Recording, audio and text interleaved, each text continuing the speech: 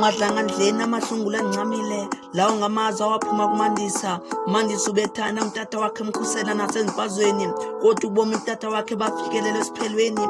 Umama wazikhangelela wakhe umyeni owayenaye kwasekudaleni. Baqala ubomi bukamandisa ukuba sesichengeni. Izihlandlo ezininzi umandisa esinde ekudlwenguleni. Kaloku yayingelamyeni. Wayesithi xa emxelela umamakhe umandisa asuka abuze umamakhe xa ungamfuni lo myeni uthi silale esityeni. Njalo ekuseni babemthuma emlanjeni engincibanga zihlangu ezinyaweni. Wayefika achophe elityeni ophukile enhliziyweni. Wayephele emzimbeni wathatha isigqibo sokuyahlala esitratweni. Oonoteksi babembizela ezimotweni suka bhek sekudeni. Wayenephupha ekhuleni lokuyezakhela umzi ekudeni, kodwa laphelele emoyeni. Tata wakhe wamfikela ephupheni wathi makahlale ethembeni, wathi makahlale ethembeni.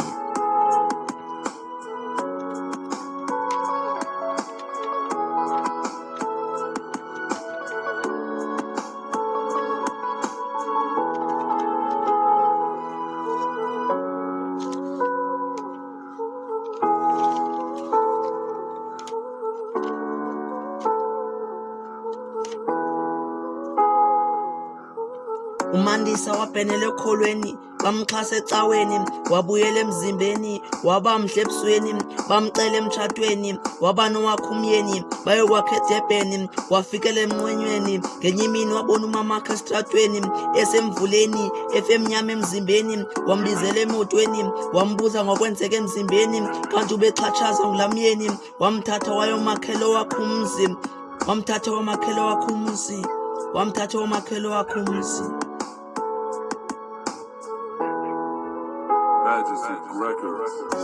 Bamshiya lamyeni emzini wakhe. Ubomi bukamamakhe baqhubeka ekuhlaleni babhideka.